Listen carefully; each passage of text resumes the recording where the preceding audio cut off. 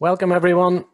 We'll give it a minute to let people join. Looks like we've got about 35 joining tonight so far, which is great. See some familiar faces from the previous night's talks. So welcome back again, and anybody that hasn't been to the previous talks, welcome tonight. So yes, welcome everybody. This is the fourth in the series of our Mourne Memories of Places Past talks that we have. Tonight we're going to be, Isaac Hanna is going to be talking about the flax and linen industry in the Mournes. So just before I pass over to Isaac and David to start the talk, just please, everybody could stay on mute. We'll have a session at the end on question and answers. If you want to, feel free to add a question to the chat as we're going through, and we can try and answer them at the end. And we'll also allow everybody to unmute themselves if you want to speak to Isaac and David directly at the end of the call. But let's try and stay on mute until then, if that's okay. So without further ado, I shall pass over to Isaac to start his talk on the flax and linen industry in the Mournes. Over to you, Isaac. Yes, good night, everybody. That's my memories. I was born in 1936 in Auchnahurry, which borders onto Ballinround. I've been living here this 52 years. So in my memory, I remember my father sewing the flax. Now, it was sewed with what you would nearly know as a corn fiddle. You know, he walked up and down the field, and because I got the name of the fiddle because there was a road across it and a wang or a lace that turned the wee spinner. The seed was black, and the ground was newly ploughed and prepared for it. Had to be hard and a smooth seed bed for it, for that wee seed would have fell down between the furrows, and it was very difficult for whoever was working the fiddle for to know whether they were sewing edge to edge or overlapping or leaving a space. So that it measured out, and there was a piece of a rope tied to my father's arm until a man that worked for us, the late William Thomas Little, and he walked, say, along the side rig, or if there was a stone ditch along it, he walked along it, and my father sewed with him right till he landed at the other end of the field, and they shut off the sewer, and they exchanged places. Willie Thomas walked on my father's footsteps, and my father took in another lot, and it worked out pretty well because you never would have seen a space missed or a space overlapped, because there was a certain thickness you could sew flax, and if you sewed it too thick, it grew spindly, and it was no use. So my father, the last field I remember him sewing was the Keldenfield. There was a lime kiln in the corner of it where they brought the limestone from Greencastle and burned it there before modern methods come into it. And when the flax was ready, it come in a blue blossom all over it. Once the blossom went over it and the seed formed in the heads of the stalks, you would have known then when it had to be pulled. Now, it was pulled out by root. It had a very shallow root, and tied in beats. And then whenever it was all done, if they couldn't get time to bring it, put it into stooks or shigs as we would have called them, they would have let it lie overnight. But if they thought it was going to rain, they would have stood it up. I think it was 8 sheaves were in the bottom and 4 or else 6 in the top, turned with the roots up and the seed down. And that made it like as if it was in a kind of a house and shaded the rain off it. And it sat there until it had been well dried out, and you had to make an appointment for to get your flax into the mill on when it suited the scotchers and the managers and all. They would have told you what day to come when that somebody else was finished and they had the big store that the scotched in cleared out. You brought your flax with your horse and carts to the mill and they built it in a pile inside before they started scotching it. Now the scotching was I would say it was a dangerous job, for it was big 4 paddles on a big shaft that was powered with a water wheel right up the length of the house, and there were gaps in a wooden fence, and that was where the scotchers put the flax in handfuls in and let it batter away at it till it got all the hulls off it, or the stalks off it. And I missed out now, I should have said about brought it in and put it in the lint hole, as we call it now. I'm not sure whether that's the right name, but we never knew it was anything else on a lint hole. And you put it in that, and as you can see in that picture on the left of the screen there are a couple of men with big stones in their hands. They set those stones on the top of it so that whenever the water was turned into it and it was flooded, that it wouldn't float up out again. So that was a job, getting enough stones for to go over it and keep it secure. Now, I'm not sure of the length of time it had to stay in there, but my father would have went and looked at it even before he went to bed at night, and he knew by the feel of it whether it was fully ready or not. And if it was, he turned the water off and opened the sluice gate. It wasn't a sluice gate, it was just a row of sods. Opened the hole in the sods and let the water out to prevent it rotting on. And very early in the morning, they would have threw it out onto where the side, or the brew as we called it, the lint hole. And as soon as they had that finished, they had to get the horses and carts and load it onto it and take it back to the field that it was pulled out of and set it all over and spread it.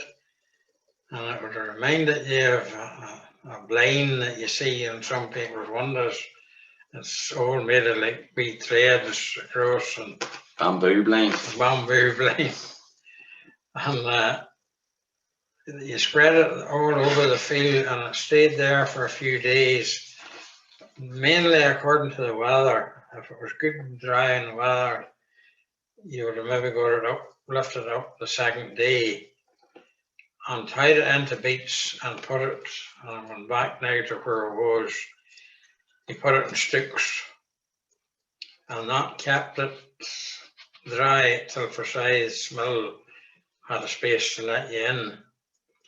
Now, they scotched it, and there were girls employed in it as well, and they took the streaks, as we called it, of flax, and they piled them all nice and neatly for to make up what we knew as a beat. And it was a big sheaf of flax, but it was kept nice and straight for, I suppose maybe whoever was going to spin it wouldn't have liked it all teaseled up. I don't know about that part of it, but whenever there was enough done, they stopped and they tied it all up in these bundles and built it on a truck they had. It was I think it was a Mournes commercial or something, a wee single wheel lorry, and they built it on her and put her in one of the other sheds to the market. Flax market opened, and then they took it to the Flax market in Uri on Patrick Street, and there it was auctioned. First of all, it was graded, and then it was auctioned off. And if you had hit it well in every way, you got a top price.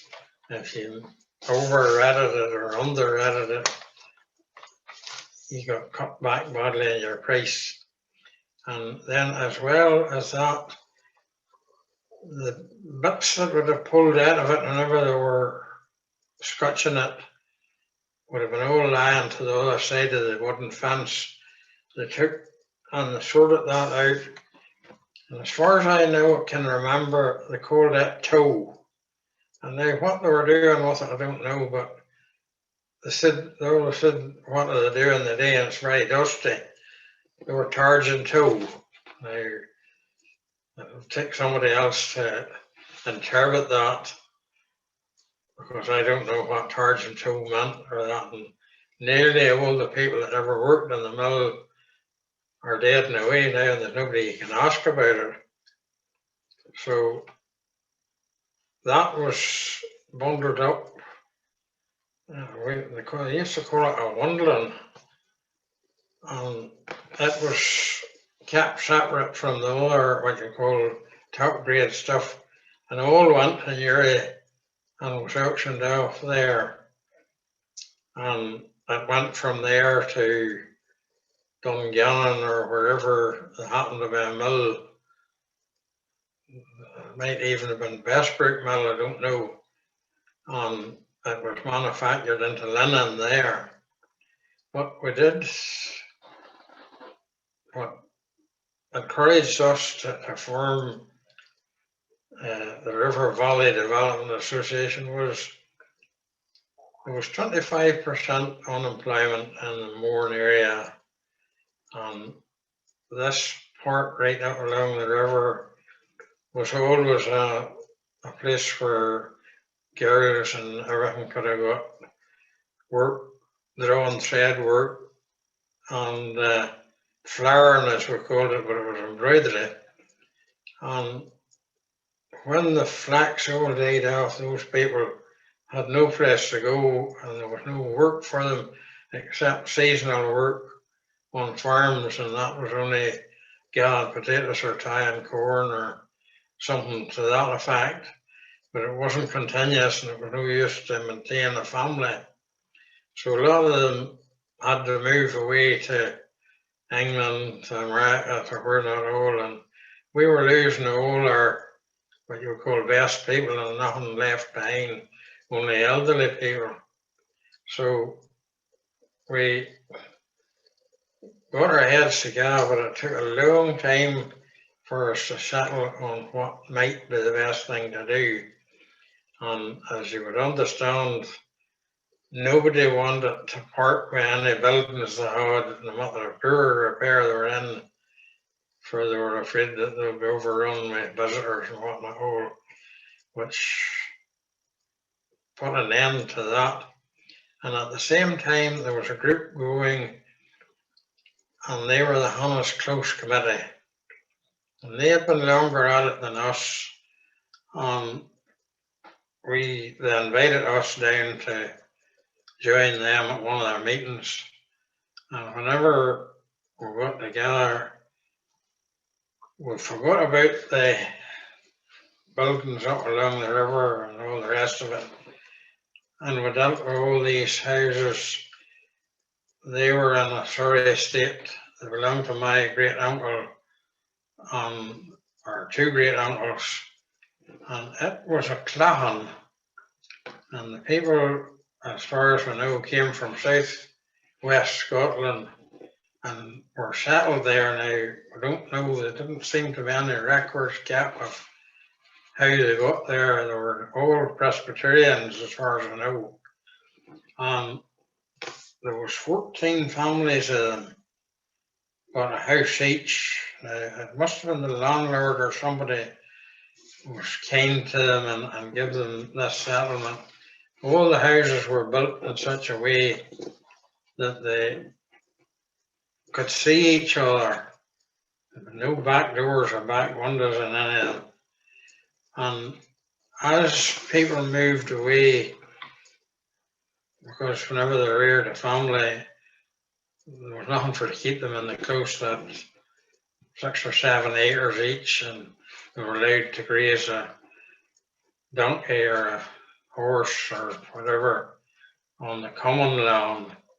So we researched the whole thing and we applied to everybody under the sun for funding for to restore these houses, and we finally come to about 750,000, 770,000 of grants of one sort or another, and from your Mourne District Council, from everybody under the sun that had any interest in it.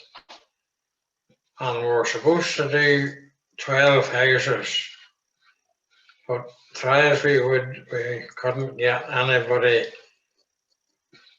to come and give us the money for to do 12. We could only do 10. And according to the estimates by the consultants, it wouldn't pay us for 10 houses. We needed 12 for to wash our faces, we call it, or for to be viable. So we had to branch out and take 1, 2, 3, 4 houses outside the close to make up the numbers. And the people weren't willing to sell any of them, so we worked out a 20-year lease for these 4 that were outside the Hanna's Close, and we managed to get the money and get them restored, and we have been running them as bed and breakfasts ever since. It's not a great paying job because you can't, we had to obey all the laws when we were restoring them, the houses, and keep them as near the traditional as possible, and not increased our expenses. We had to put, we weren't allowed to put radiators in them, but they needed ventilating if people were going to come to live in them. And at that time, it was nearly the first about any place that ever had of underfloor heating. And these old houses had a few hearthstones and the rest of the floor was clay. And we had to take out the clay floor and we had to import granite from the Mourne in County Clare because it can be quarried and it's about the thickness of a tile. And we put this underfloor heating in and put a light layer of cement over the top of them, and then put the stones down on the top of that. Now you really need to bring a piece of cardboard to put under the legs of the table and that, for it has a ripple effect if you ever seen the stone from the Mourne. But we managed it anyway. We converted George's house, that was my granny's home, and Norma's father.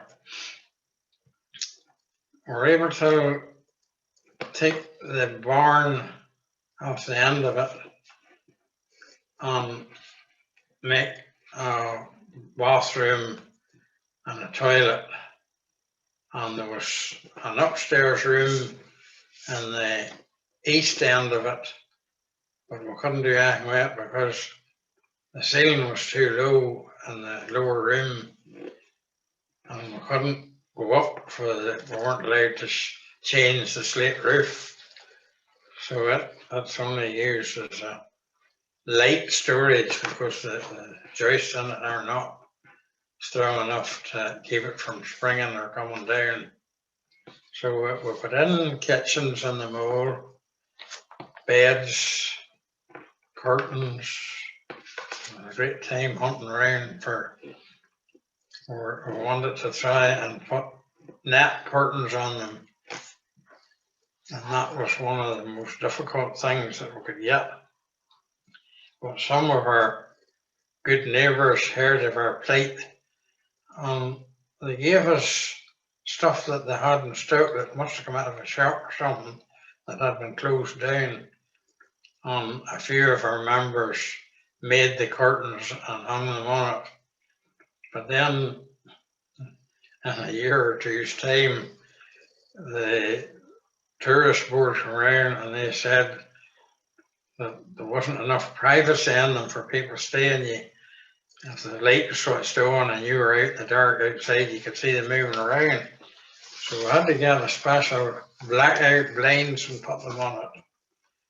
And that's where we're on that again. We've got a powerful education of what would work and what wouldn't. Another thing, all the houses nearly, George's, Johnny's, Tommy's, and William Jones all had crooks and cranes and open grates. And they worked great all together till we renovated the houses, and building control has insisted that we put flue liners in them, and the smoke wouldn't go up them.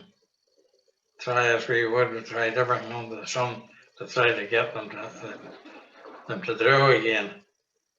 And one of the men that's in the building control, it was the foreman or manager of it in Uri and Mourne Council, had made a discovery that there was such a thing as dry master fan, which turned very, very slowly and kept the pressure up a bit in the houses. And we put them in, and we could draw fires ever after it. That would have been a problem back in the day whenever the Yurt household, whenever they were doing their linen work. Sure. Do you want to tell us about that? Peggy and Mary and Ola, and there's a big family of girls in them, and they got the linen, it was actually linen handkerchiefs and a whole tablecloths and what in the whole, and there was so much of it allocated. There was an agent in the area for it, and they got so much every week, and they flared it and embroidered it, whatever way it had to be. And some of the tablecloths were drawn thread work, which I'm sure there's not much of now, but it was a lovely job whenever it was finished. So that house, anytime you went to visit Peggy in it, you had to stoop down to go through the front door and allow the smoke to go out over your head, or it didn't go up the chimney. So it was a big problem getting it solved. And we discovered it was hazel sticks plaited together and covered with clay. And over the years, the clay had dried out and broke off, and the hazels were got rotten. And instead of the smoke going out through the chimney, it was filling into the roof space and going out onto the slates. So whenever we did get that resolved and all, we built 2 rooms onto the end of it to have a real kitchen and a bathroom. But every time it come a storm with that and been nobody in the house, the ceilings of it were tongue grooved ceiling boards, but over the years that wasn't up a bit and they weren't too tight to fit, And now you got a storm, the bedclothes and everything was covered with soot. And we got different people to get up with cleaning materials and whatnot, all and vacuum cleaners and all, and clean it out several times. And it was a long time before we got the soot to stop coming down. You were looking at the forecast, and if it was going to be stormy weather, you didn't rent that particular house out. But when many a time, Peggy still kept samples of their work, and she would have brought it out and opened up the brown paper off it, and it was as white as snow and beautifully embroidered. And how they kept the soot from getting on it, that's more than I know. And Peggy's dead, and now we're not able to find out how she kept it so good. Where did they take stuff to then? The flour and all, where did that go to?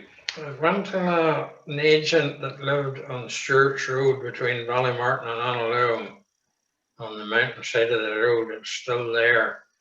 It leads away, that road, Stewart's Road, leads up into the Long Stone.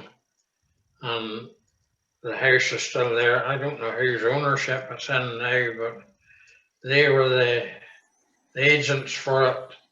And he took the stuff he had done once a week over to them, and they give you a fresh supply. And that was mainly any work that was about, but it got to be at the last of it, it was overtaken by mechanization and different materials, and Flax went down the drain for all the mills right along the river.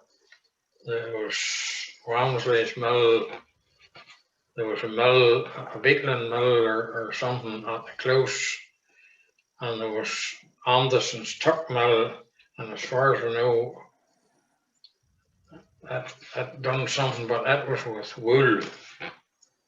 And at the close, it was with wool. Whatever, there's no traces.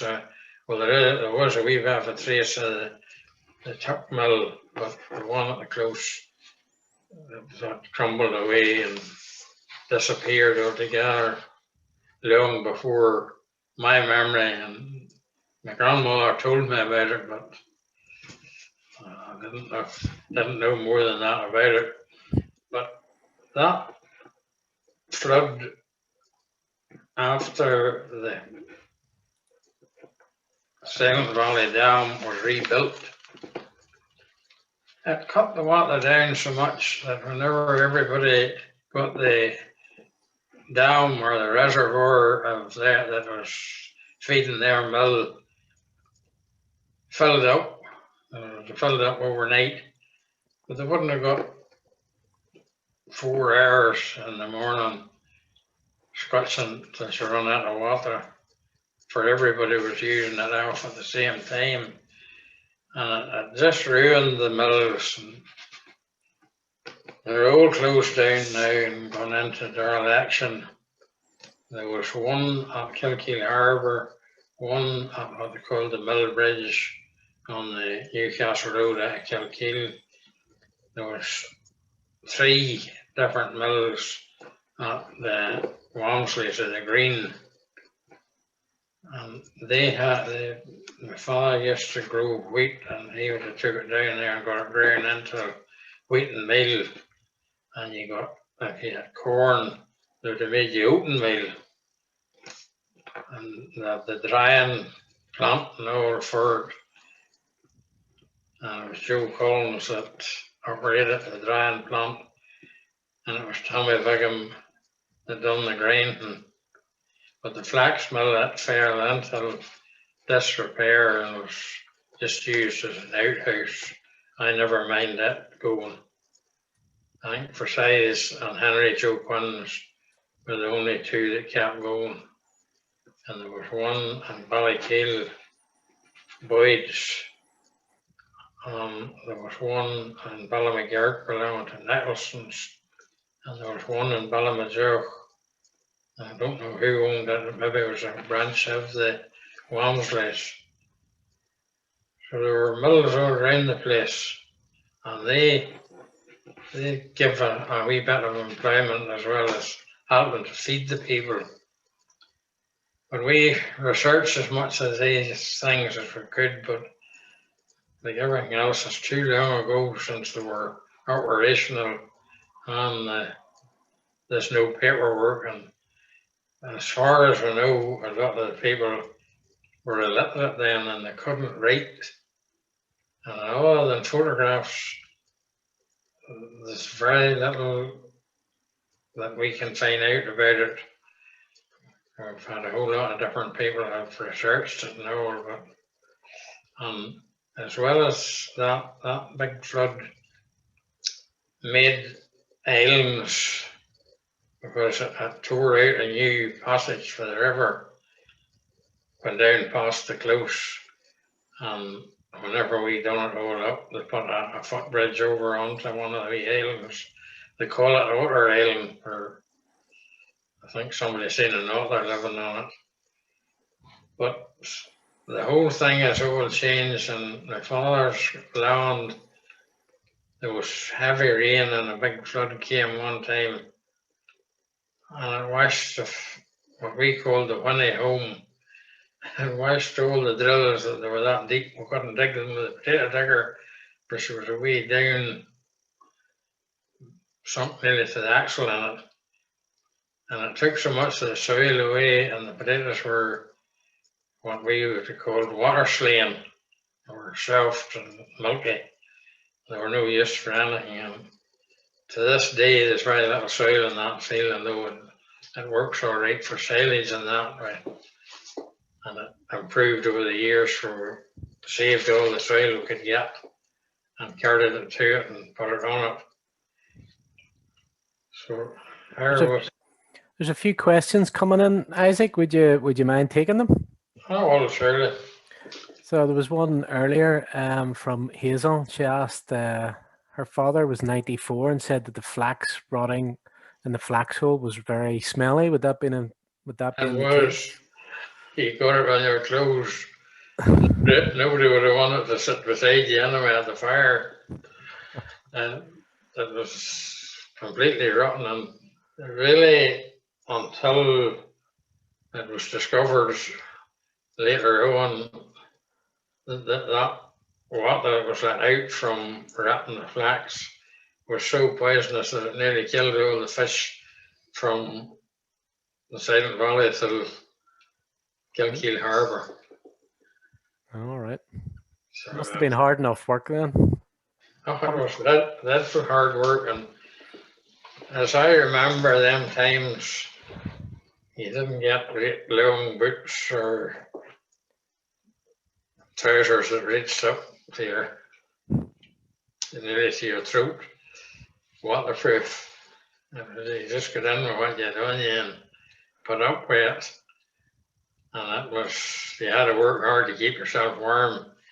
You dragged the beaks of flax full of water across the lint hole, and if you were lucky enough to have somebody standing out on the high ground with a rake or something to stab it into it and help you up out with it, because they were an awful weight whenever they were full of water, as well as been stinking and been completely, like lifting grease. Slippery. They were very, very slippery. Nice. There's another one here from Andy Hall. So where was the linen sent to, and what was made from it? Do you know? It was mostly went to, a whole lot of it went to Dungannon and Lisburn, and it was woven into linen, but I'm not sure what the outlet was for. It used to be, it was all for tablecloths, and the big houses of the country had all linen bedclothes and everything. But that Margaret died because there was foreign imports come in of nylon and all kinds of fabrics that were used right now. The linen was sitting on the shelves and nobody wanted it. So it died a death too, and that was all due mostly to man-made fibres. Right. And what time of year did the flax come out? That's a question from David McGinn. What time of year did the flax come into flower, and did the whole countryside look blue? Well, as far as I remember, come in just before you started to harvest the grain. It turned there was the wee balls on the top of every stalk. There was about 4 flax seeds in each wee pod or bowl or whatever you'd call it.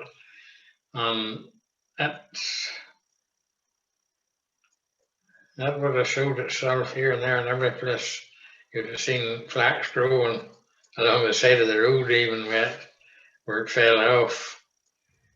But I don't know. I suppose it'd be maybe a bit like rapeseed there. It's the time of year whenever rapeseed turns the whole country yellow. But I don't know. I mind seeing it whenever I was going to school.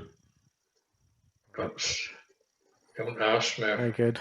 It was in the spring of the year. It was a crop you could nearly have had out and reseeded the field after you had it taken off it. So it didn't stay blue for long then. It was. Eh? It didn't stay blue for long then before you had. Oh no, that blossom came up on it, and there were a palish blue flower, and there were an open flower. There weren't a bluebell there. It's a wee long flower, but these were wide open. You could nearly have stuck your wee finger into the inside of them. Okay, there's another question from Brona. McPhillemy, sorry if I've butchered your name there, Brona. In Tyrone in the hungry 30s, my father said very poor people dried the flax husks and burned them for fuel. Apparently the kids' clothes stank and no one wanted to sit beside them in the school. No, would you have burned them? True. That's quite true. I remember my granda and them up the road from us. They would have got cartloads of shows, they called it. That was the waste from the flax, and mainly the hulls or the stems. They would have boiled spuds and baked bread and everything, but they were fortunate they had what they called a boiling house, because you had to keep the shows dry. So the boiling house was a fair size, and piled it back in it, and you had to sit with it and keep throwing it on in handfuls. If you threw too much on, all it done was smoke. It didn't put up much heat. But if you threw it on in handfuls, it worked nearly the same as smoking fish. Right. It was smoky, but there was flames at it, and you could lower the pot down on the crane if you're very close to it and get full advantage of the heat. The heat, yeah. Very good. Celine's asking, do you know the date of the photograph there with the mill workers? Do you know when that was, roughly? Well, that would have been in the early 40s. I left school in 1950. You know some of them names on that, don't you? If I could get close enough to it to read it. No, I did. Wally Spears, Tom Cousins, Jim McConnell, William McAtee, Joan Shields, Middle Row, Robert Cousins, Wally Austin, Robert McCracken, Robert Forsyth, Jim Graham, George Forsyth, John Forsyth, Davy Scott. In the front row was Joan Hanna, David Nugent, and Samuel Graham. Now, I couldn't identify them, but I knew them all whenever they were old men, for we had a wee shop down the road from Forsyth's, and they were all customers of ours. And nearly all died out. They didn't, many of them get married and have families, so it's left like Wally Spears and Tom Cousins and Jim McConnell. Now William McAtee and John Shields and those. And was so was John a relation to you, Isaac? Is that John Hanna? See, it could have been, because we're a difficult lot to suss out, because were Hanna's married to Hanna's that many times over, you wouldn't know who was who. Fair enough. So there's another question coming from Davina.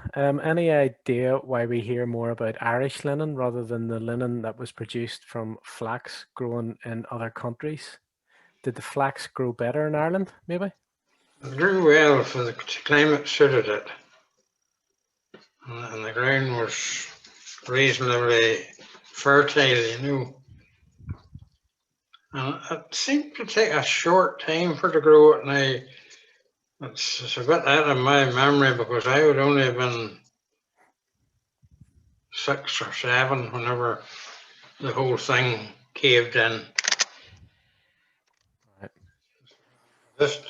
I just don't know, but yeah. Oh, I remember playing underneath the shigs of flax, for the sheaves or beats of flax were stood up in an apex shape, and it was great for you to creep up through as a wee fella and come out the other end. It was great fun. Good memories. I remember that part of it. Very good. Would anybody else like to ask a question directly to Isaac or David? Feel free to unmute yourself or drop another one into the chat and I can pass it on. Jimmy McCartan here. What was the name of the wee clawhon that they fixed up there? Hanna's Close. Hanna's Close. Where is Hanna's Close? Come up the Athenry Road and you'll see the sign, and then the lane there into the river. It's about one mile out of Kilkeel town centre. Dead on. Somewhere around the golf course then? No. I'm going the wrong direction. The wrong direction. Whenever you come out to... going towards Newcastle? Yeah. You come past the roundabout at Asda there, and it's the first road on your left. On the first road. Yeah, dead on. I'll have a wee look at it. Hanna's Close. Hanna's Close, yes. Mm-hmm. Yeah, we had a talk on that on Monday, and there's more information on the website there about it if you're interested. Oh, I'd be interested in that kind of thing. My grandma was born and reared in the yellow house. We named it George's. We named all the houses after the last person that lived in them. Yeah, usually those people lived with open fires. Oh, it's all open fires. It's just in some parts of Armagh where the fires were enclosed fires. The boys cut the shows to a certain length, wrapped them with wire to a certain tension, and then stacked them into the fire, some up, some across, and they could make them burn for longer. Aye, they would have that. Smouldered away all night. Yes, enough to boil eggs and stuff like that. It wasn't the first one that went out on a Halloween night and put a bag on the chimney of a house maybe and tied the door. There was only one door in them. Tied the door shut for people were near hung with the smoke. I heard somebody told me somewhere that the Hurricane aircraft, their wings and parts of the rear end of those planes were all made Irish Lennon.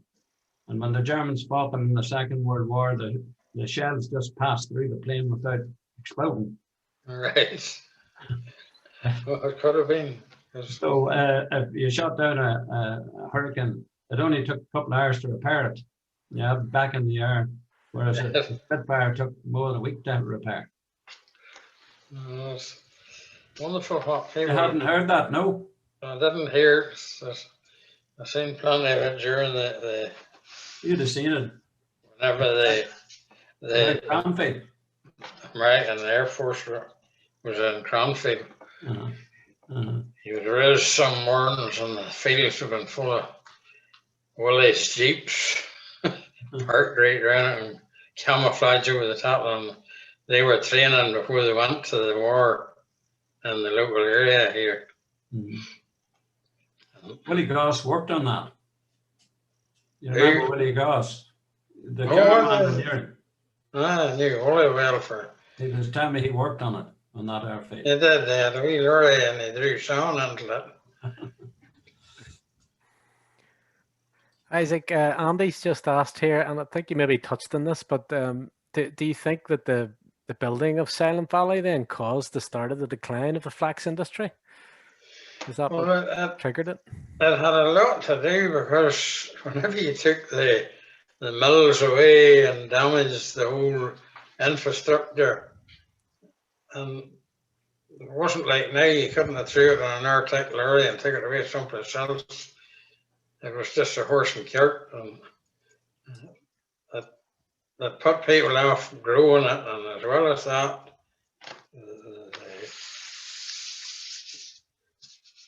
man-made fibres, they done more harm to it. But it has really come back.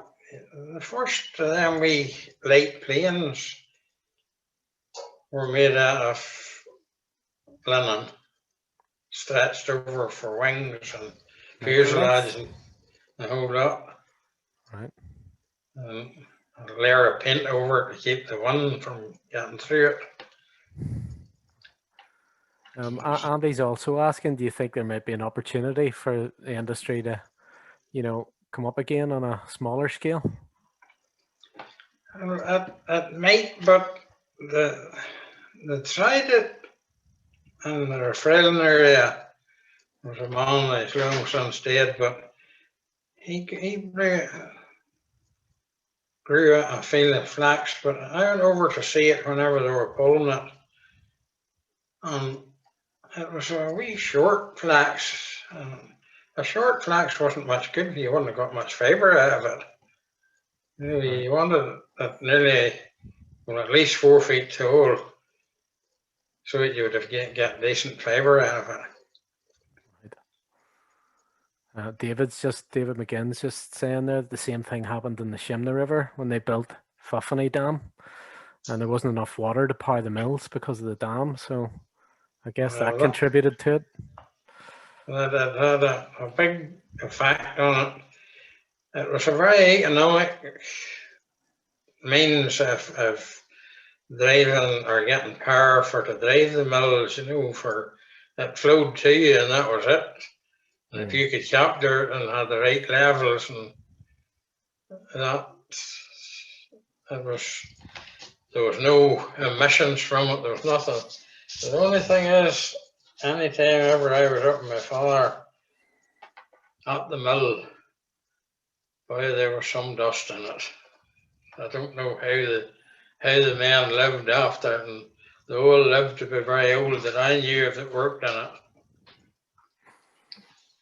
Survived it all right. It doesn't sound too nice. Another question for you here, but it's not the usual interesting one. The man who grew the flax, presumably he had to carry out all these operations, including the scutching. At what point in time did he sell it on to whoever buys? No, once he took it to the mill, they had their own staff. Yeah, you mean the Scotch mill? Yes. They had, Go ahead. they had their own staff on, there was no way of getting it transported to Newry to the Flax market, only for his own lorry. And when that year Hans and it went to, there was an auction there, as far as I know, and it was sold to the highest and best bidder. That would have been to all these Lisburn mills and this mills, Starlight mills all through the country, that Guildford. Guildford mill and all that made, wove it and spun it and whatnot all, and employed an awful lot of people. But the whole thing, I was just trying to get my head around this. You see, was the middleman there that bought from you, did he retain ownership of that right through to the end of the bleaching? well, I'm not too sure You know how what much went on there. how much precise got out of it, but they were an honest enough bunch of men. There was Crowder Bros and there was George and Jim and I forget the name of them all, but there were a Scotch family that come across and bought that mill and the farm, was it, from a family called McMurray's. And there are still McMurray's around that area, or up the road from me, but I'm not sure whether the McMurrays that had the mill were the same as the locals that are left there.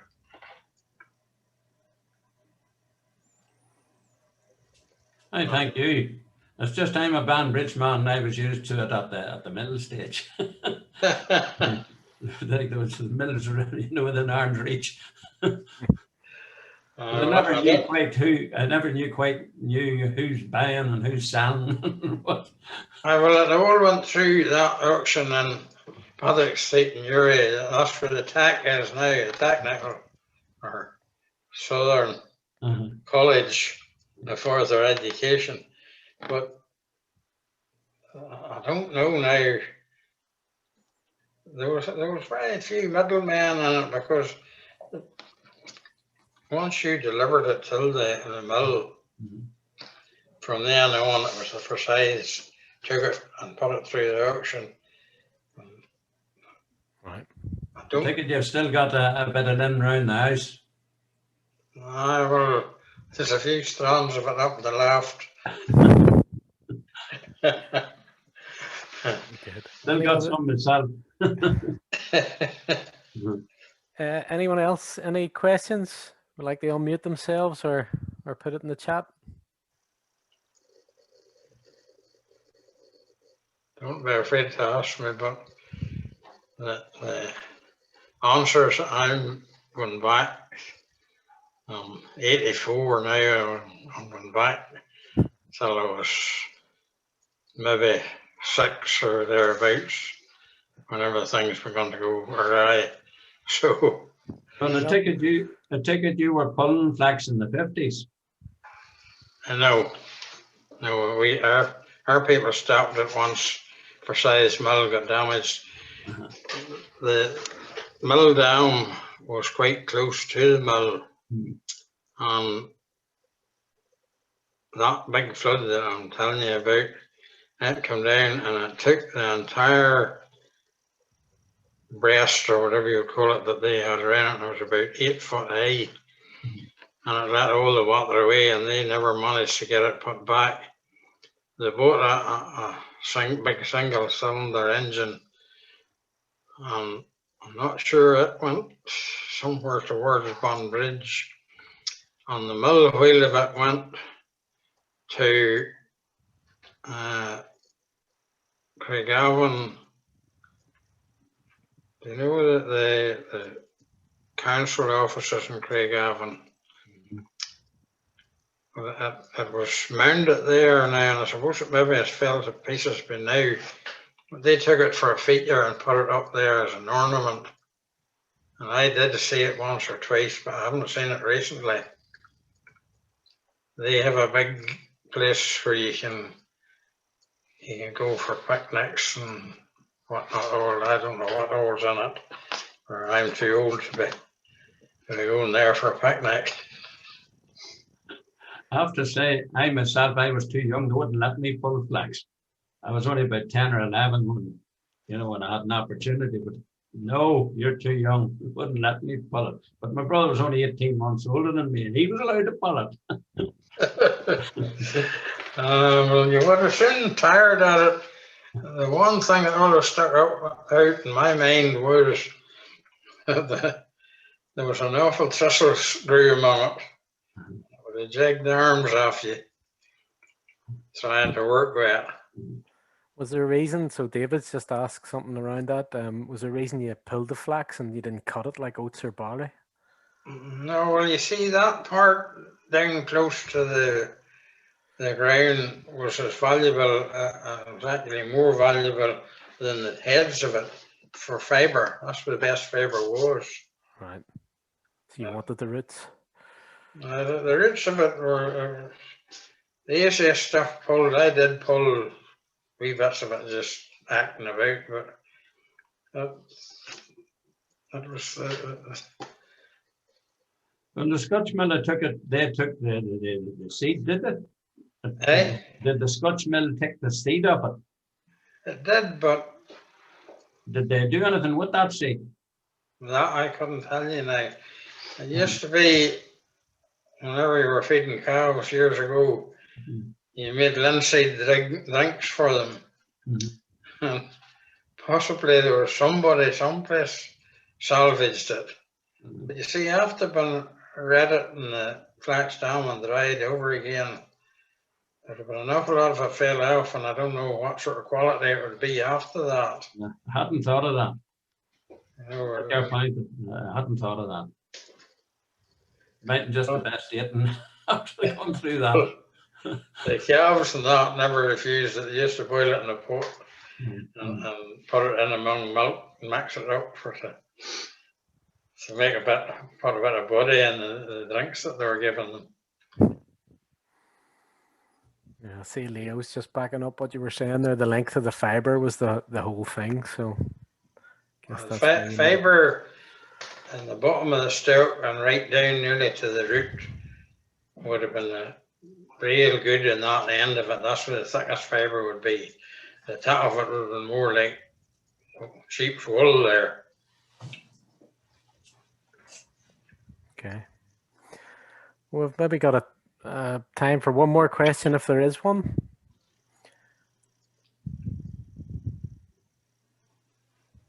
I'll read out the thanks from Davina. Fascinating talk, Isaac.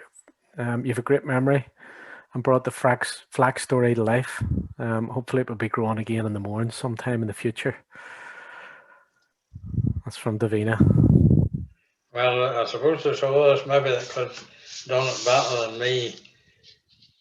Maybe that worked on it, but then I don't think so, Isaac. You've got a lot of memories there, and a lot of knowledge that probably a lot of other people don't have. well, that's the thing. Everybody that dies, there's a lot of history goes along with them. That's right.